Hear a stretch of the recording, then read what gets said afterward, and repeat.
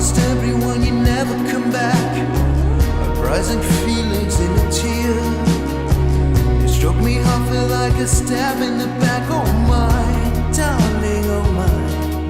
Après un premier album encensé par la critique, Raphaël Lanader, comparé à Barbara et Rover à Bowie, s'émancipent et élargissent leur univers pour mieux les définir. Ils reviennent tous les deux avec de joyaux singuliers.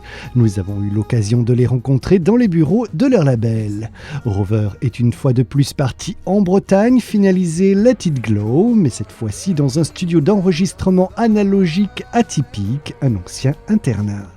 Mais au-delà de l'analogie, c'était un studio atypique, avec une démarche particulière, qui était tenu par Christophe et Marie Chavanon, donc des gens super, qui ont eu l'audace, le culot et le courage de réhabiliter cet endroit abandonné pour en faire un studio qui était le reflet de leur vision de la musique, leur philosophie de vie et la façon dont eux abordaient le travail d'enregistrement, le travail même de rencontre avec des musiciens, avec des artistes, quel que soit leur niveau de notoriété ou leur démarche.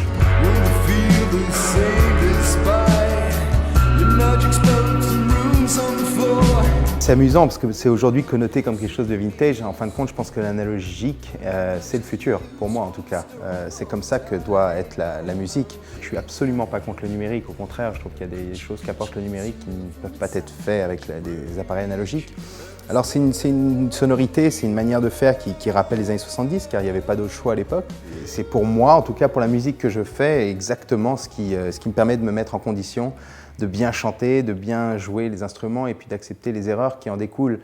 Ce sont toute la chaîne entre l'instrument ou la voix qui va jusqu'à la bande qui enregistre est faite de préamplis, de compresseurs, voilà, il y a plein d'étapes dans lesquelles passe le son. Qui créent des accidents et qui le transforment ou qui l'anoblissent ou le détruisent, et donc il se passe plein de choses. C'est un peu comparé à une photographie argentique où on prend le temps pour prendre une photo, on attend le bon reflet de la lumière, le coucher de soleil, pour appuyer qu'une fois. Aujourd'hui, avec le numérique, on peut appuyer 1000 fois et on choisira après. Les choix en amont permettent en fait d'être encore plus dans l'artistique et de réfléchir avant d'agir.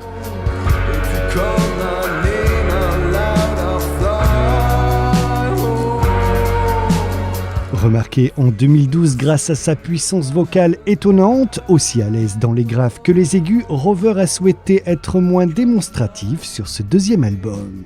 J'ai assez peu refait de voix, ce sont souvent des premières prises ou des premiers jets en fin de compte en studio, et les prises me plaisaient, elles avaient une forme de grâce qui est dure à reproduire.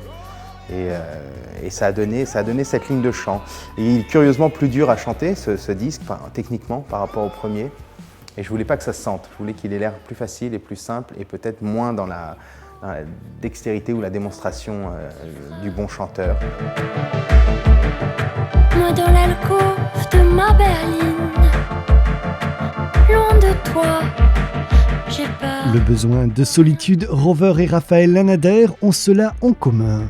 Après avoir obtenu son permis de conduire, Raphaël a pris la route qui s'est achevée après plus d'un mois au Mont Ventoux, seul pour écrire son nouvel album baptisé Elle et réalisé par Julien Perraudot. Au bout de 5-6 jours vraiment de solitude, il se passe quelque chose. Et j'ai énormément écrit. J'ai écrit quasiment toutes les chansons du disque là-bas. Dans ce retranchement, en fait, j'ai regardé des tas de choses, j'ai lu, j'ai réfléchi. Et j'ai regardé notamment des tas de documentaires sur l'environnement et l'écologie. Et j'ai beaucoup pleuré, notamment en voyant ces oiseaux tout pleins de plastique. On retrouve carrément, quand on les ouvre, une fois qu'ils sont morts, dans leurs entrailles, on retrouve des morceaux de plastique entiers. Et cette vision lui a inspiré le titre Phtalate. À travers elle, Raphaël Lanader se dévoile, elle nous parle de son entourage, des événements qui la touchent, tout commence par l'écriture. C'est toujours le texte qui initie pour moi mentalement la musique. C'est-à-dire que c'est vraiment la musique des mots qui m'inspire une mélodie, une harmonie, un rythme. À ce moment-là, quand j'ai fait mes premières maquettes, ça ressemblait vraiment à de l'électro. Quand j'ai travaillé toute seule, je pense que ça vient de ce que j'écoute ces dernières années. Avec Julien, quand on s'y est mis, ça nous a intéressé de trouver toujours la danse dans chaque musique, quitte à ce qu'elle soit pas, forcément expansive, mais malgré tout, qu'il y ait toujours quelque chose en mouvement. Comme sur le titre Gela, dans lequel Raphaël rend hommage au maire de la ville sicilienne. Alors Rosario Crocetta, ça a été le maire de Gela, une ville sicilienne. Il est maintenant président de la Sicile. C'est une vision de ce que ce type-là peut-être invoque chez ses citoyens. Cette idée de rester debout et de se battre coûte que coûte contre la mafia. Là-bas qui faisait rage et qui sévit encore, mais je crois qu'il a obtenu de grandes choses. Je me dis que tu penses à moi. Et quand je te perds en partance, j'accélère. Un autre hommage figure sur cet album, celui à la chanteuse américano-mexicaine partie trop tôt, Lassa. Lassa, que j'aime infiniment, vraiment, que j'ai eu la chance de voir au Bouffe du Nord pour son dernier concert à Paris. Et ça a été un moment, pour moi, très marquant, de grande grâce. On avait l'impression qu'elle lévitait, littéralement. Et je trouve que ça fait partie de ces artistes qui donnent à chacun beaucoup de cœur à l'ouvrage et beaucoup de justesse sur ce que c'est que ce métier, ce que c'est que d'être sur scène et de s'adresser aux gens et de leur raconter des histoires, de les amener avec soi, de les emmener quelque part. Maintenant que nous avons levé le voile sur ces deux albums remarquables, pour en savoir plus sur leurs créateurs, nous avons soumis Raphaël Lanader et Rover au traditionnel jeu de la boîte à questions. J'aimerais être un sabre japonais. D'abord parce que j'aime beaucoup la philosophie du samouraï. Enfin, en fait, je me suis plongée là un peu dans Mishima. Et voilà, et je trouve que c'est à la fois un sport de combat, à la fois c'est marrant. Et Mishima, par exemple, il parle beaucoup de ça, du fait que ce soit que le samouraï doit être prêt à mourir, mais qu'en fait c'est du coup une façon d'être dans la vie perpétuellement. Le rugby, je pense que c'est un des sports les plus fascinants qui soit à mon goût et les plus complets pour l'avoir pratiqué. Une école de la vie, et puis plein de noblesse et de grâce.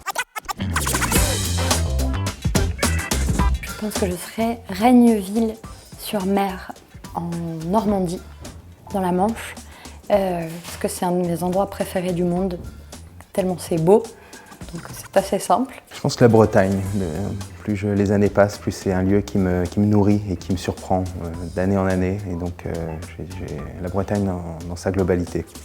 Population fantastique en plus. Le blouson de cuir, sans hésitation. C'est à la fois solide, ça devient une deuxième peau, ça vieillit avec nous, c'est intemporel et puis tout ce qui est classique est beau, donc c'est un classique. Un vêtement connecté, là j'ai regardé des choses sur, il y a une expo bientôt à la Gaîté Lyrique qui a l'air d'être assez formidable, c'est en février, sur justement ces nouveaux vêtements. Enfin, il y a des artistes qui créent des vêtements épatants. Il y en a un par exemple que j'ai vu qui réagit aux frissons. La moto, je suis motard depuis très longtemps. C'est un des rares véhicules où on se sent retrouver une âme d'enfant et puis on se sent libre. C'est certainement cliché ce que je dis, mais c'est tellement vrai pour ceux qui connaissent. Allez, je serais une machine qui télétransporte.